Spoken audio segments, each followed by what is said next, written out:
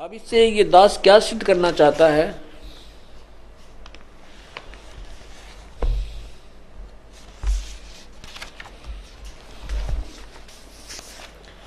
ये सिद्ध करना चाहता है कि परमात्मा के सवसम वेद में जो ज्ञान लिखा है वो कितना निर्णायक है। क्योंकि वेद पुराण पढ़ते हैं गीता, तीर्थ व्रत करें तरबीता, तीर्थ और व्रत करने का किसी शास्त्र में नहीं है। ये तीर्थों के विषय में आपको मैंने बहुत बार बताया, आने समय आने पर फिर भी बताएंगे। वो तीर्थ क्या स्थान, उनको पढ़ कर इतनी नफरत हो जाए, उनकी स्थापना कैसे हुई। और तेरा एक सरस्वती तीर्थ है, वो उसके विषय में बताया। विष्णु पुराण में लिखा है कि एक ब्रह्मा जी की लड़की सरस्वती अपने पिता के दरबार में बैठी थी, वह नाच गाने हो रहे थे, और एक पुरुरा नामक राजा भी सिद्धि युक्त था, वो उस ब्रह्मा की सभा में चला गया। उधर से उनकी दोनों की चार आंख होगी। राजा ने पूछा अपने नौकरानी वहां की एक उर्वशी से कि ये कौन है ये सुंदर औरत, ब्रह्मा की लड़की के विषय में। तो उस उर्वशी ने बताया कि ये ब्रह्मा जी की पुत्री है, सरस्वती नाम है। तो उसने उसके माध्यम से संदेशा भिजवाया कि इसे कहो कि मेरे से मिले।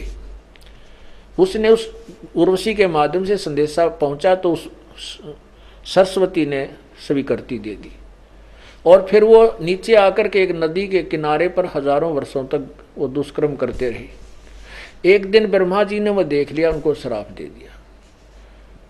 वो तो नदी में डूब कर मर गई, कहते हैं वह नदी फिर सरस्वती कहलाई। वो कहते हैं वो नदी बन गई, नदी के बने थी, वह नदी में डूब कर मर गई। और फिर वहां बैठकर उस पुरवरा ने साधना की। वह क्या साधना की होगी आपको खूब पता है। तो वहां उसने जो साधना की तो उससे कहते हैं फिर वो अपनी विषय वासना के लिए ही साधना की। तो वहां जाने से कहते हैं बड़े पाप कटते हैं, वहां जाने से ये सुख हो जाता है, टट्टू हो जाता है। ऐसे गंदे स्थान की कथा सुनकर भी दोष पैदा होता है, वहां जाने से दूने दुष्कर्म उत्पन्न होते। और वहां उस स्थान पर जाकर स्नान करने, उस तीर्थ को मोक्ष बताते हैं, लाभ बताते हैं। उस तीर्थ पर धक्के खाने से मोक्ष बताते हैं, वो साधना करनी चाहिए। तीर्थ व्रत करें तरबीता, वेद पुराण पढ़ते हैं गीता। यो भी वेदा है, वेद पुराण पढ़ते हैं गीता। वेद पढ़ने, पुराण पढ़ने, गीता पढ़ने। पुराणम ये तीर्थों की महिमा गा रखी, उल्टी साधना फटक रखी। अब उन ऋषियों महर्षियों ने, देवताओं ने साधनाएं की वेदों अनुसार। वेदों के साथ साथ फिर उसने आकाशवाणी सुनी थी, ब्रह्मा ने अपने पिता काल की, उसने सोची है पूर्ण परमात्मा की का आदेश है। उसने कह दिया तपो तपो, तप कर तप कर। उसने हजारों वर्षों तप किया। उसके बाद वो तप भी समावेश कर लिया सभी ऋषियों ने कि ये आकाशवाणी परमात्मा है। जबकि वेदों और गीता में कहीं कोई हठ योग करने का प्रमाण नहीं, प्रावधान नहीं है। ये इसके विरुद्ध जैसे व्रत करते हैं, गीता जी अध्याय नंबर 6 के श्लोक 16 में स्पष्ट मना किया है। ये देखिएगा, अध्याय नंबर 6 और मंत्र नंबर 16। हे अर्जुन, यह योग न तो बहुत खाने वाले का, यानी दड़ी पक्का खा ले, जमाई आए जा, फिर अंगड़ाई टूटे, नींद आ जाए, और न बिल्कुल न खाने वाले का, यानी व्रत रखा है कति सारा दिन कुछ ना खावे, तथा न बहुत सहन करने वाले का, यानी घना सोने वाले के स्वभाव वाले का, और न ही सदा जागने वाले का सिद्ध होता है। तो इससे सिद्ध होता है कि व्रत फिर ये लाए कहाँ तक, मनमुखी मनमाना आचरण है, ये नहीं करना चाहिए हमें। एक बहन ने बताया जो हमारे यहाँ उपदेशी है, पहले वो वैसे ही जैसे हमारे जैसी डले डोया करती। उसने बताया कि जी मेरा 2 कन्या थी, 2 कन्याओं के बाद मुझे परमात्मा ने मेहर बख्शी, अल्ट्रासाउंड कराया, पता चला कि लड़का है। मैं बहुत खुशी हुई। मैं पहले 2 व्रत रखा करती महीने में, हफ्ते में, तब मैंने 4 व्रत शुरू कर दिए। मेरा बेटा बड़ा अच्छा संस्कारी होगा, बड़ा अच्छा होगा, बड़ा पुण्यात्मा होगा। तो उससे क्या हुआ कि जब मेरे लड़के ने जन्म लिया, वो मेंटल था, मेंटल हो गया। वो कति उसके दिमाग नहीं था, ऐसे ऐसे करा पड़ा रहता था। डॉक्टर ने बताया कि इसको गर्भ में पूर्ण आहार नहीं मिला, इस कारण से इसके अंग विकसित नहीं हुए। तब रोई माथे माथ मार के वो लड़का मर गया। साल 6 महीने 2 महीने 4 महीने 6 महीने बाद मृत्यु होगी। उसके बाद उसने व्रत करने छोड़ दिए, अपचक ली, कति सभी साधना त्याग दी। फिर ऐसे हमारे कोई बहन उनसे मिले जा करके, हमारा बच्चा भक्ति का भक्त, उनको समझाया, उस बेटी को, उसके पति को। वो फिर हमारे पास आई, करौथा आश्रम में उसने उपदेश लिया। 10वें महीने मालिक ने वो छोरा दे दिया, लड़का दे दिया। इतना अच्छा लड़का, वो आते हैं लेकर पूरा परिवार, और आँखें में पानी भर भर कर रोती है वह बेटी कि बहुत बुका रखे थे हम। मैं बहुत धार्मिक थी, बचपन से साधना करती थी, और उसका परिणाम मुझे ये हुआ। अगर वो मेरा बेटा ना मरता और वो ठीक ठाक हो जाता तो मैं और नरक में जाती, उस साधना को नहीं छोड़ती। ठीक है, उस पुत्र ने मुझे ठीक दिशा दे दी। मैं यही सोचती हूँ, परमात्मा मेरी आँख खुल गई। तो पुण्यात्मा, ऐसे मनमुखी साधनाएं करने से हम हानि उठाते हैं, लाभ नहीं। इसके विषय में परमात्मा बताते हैं कि जीवित जग में जूती पड़े फिर जम तोड़े छाती।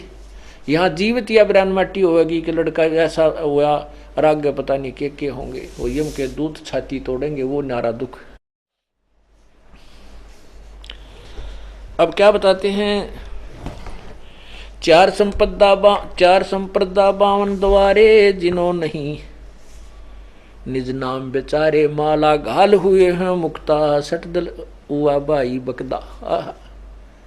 माला गाल के मुक्त हुए बैठे हैं, समझ रहे हम मोक्ष प्राप्त करेंगे इससे। और यही गीता जी बताना चाहती है कि अध्याय नंबर 4 के श्लोक नंबर 31 में कहा है कि इन्हीं सभी ये साधना जो कर रहे हैं अपनी अपनी को समझते हैं ये मोक्षदायक हैं, ये मुक्त कर देंगे कर्मों से, बंधन मोक्ष काट देंगे, नहीं। तो यहाँ परमात्मा वही बताना चाहते हैं, 4 संप्रदा 52 द्वारे, जिन्हों नहीं निज नाम बेचारे, माला घाल हुए हैं मुक्ता। ये माला पैर के, गल में माला गाल ली, कंठी पैर ली, और वेशभूषा नारी बना, इसी से मुक्त हुए बैठे हैं ये।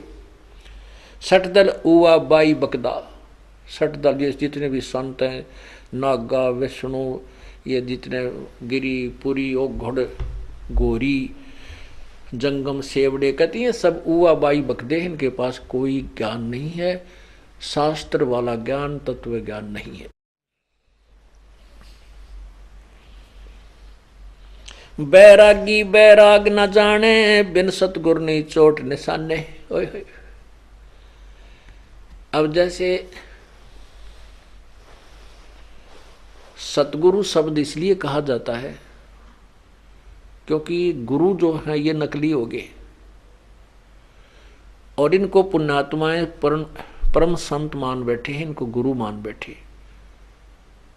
अब ये गुरु नहीं है, फिर इनको इसलिए कहना पड़ जाता है जैसे कोई गीता कहता पाठ कर ले, गीता में ऐसा लिखा है, वैसे तो उनको ज्ञान है नहीं, फिर भी ये गुरु पदवी प्राप्त हो गए। इन्होंने इनको ये कहना कि गुरु नहीं है तो कोई भी बात नहीं सुने हमारी। इसलिए परमात्मा ने कहा कि जो सच्चा ज्ञान दे वो उस सतगुरु से, यदि ये नकली गुरु ना होते तो गुरु ही शब्द बहुता, सतगुरु कहने की जरूरत है नहीं, उसका वो सतगुरु आना ही नहीं चाहिए था, ये शब्द नहीं चाहिए था, आवश्यकता ही नहीं थी इसकी।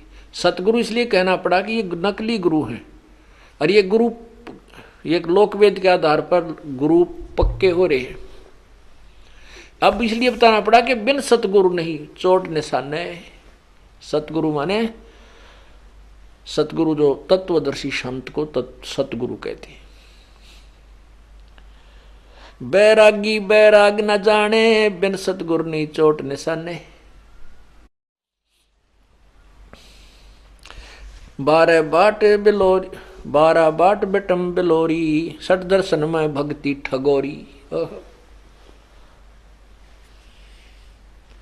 ये 12 बाट हैं, ये बेटम माने ये पाखंडी, ये बिल्कुल 12 बाट हो जाएंगी। और इस 60 दर्शन में भक्ति ठगोरी, ठगी की भक्ति है, झूठी कपट की भक्ति है, ये यथार्थ साधना नहीं है। और बिना सतगुरु के चोट निशाने पर नहीं लग सकती। परम संत के बिना ये तत्व ज्ञान प्राप्त नहीं हो सकता, जिससे मोक्ष हो सकता है। ये चोट निशाना करना यथार्थ ज्ञान तत्वदर्शी संत के बिना नहीं मिल सकता, वो सही साधना प्राप्त नहीं हो सकती।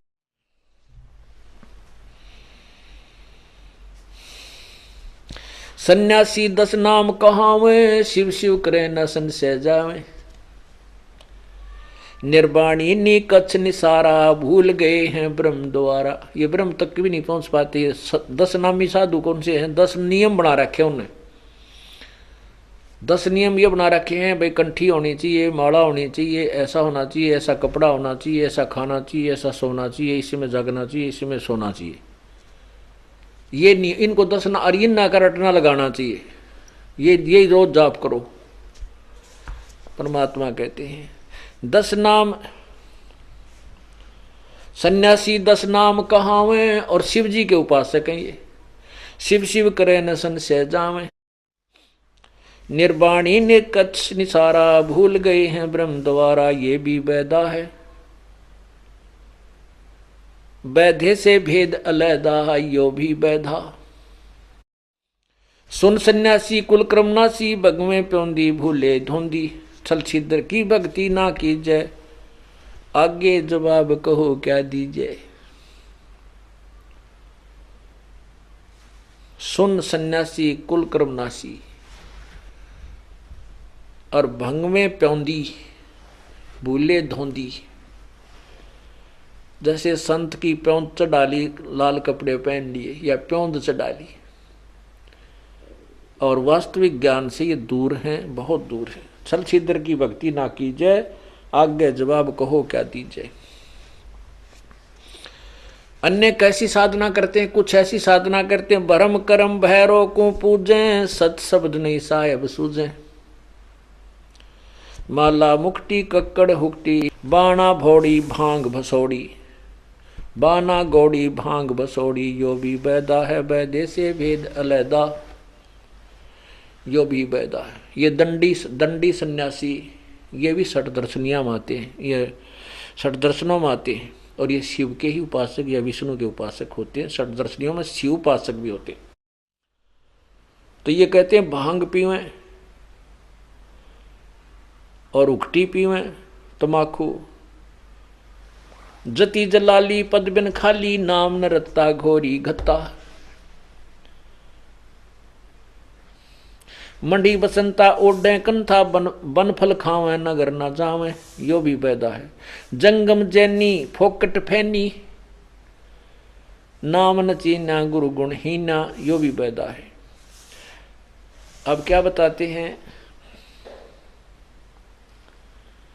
कि जंगम जैनी फोकट फैनी। ये जैनी है, जंगम शेवड़े जितने भी साधन ये फोकट हैं। फनी माने विनाशक, नाशदायक इनकी साधना है। ये जीवन नष्ट करने वाली, फैनी माने जीवन नष्ट करने वाले, लोग दिखावा करने वाले।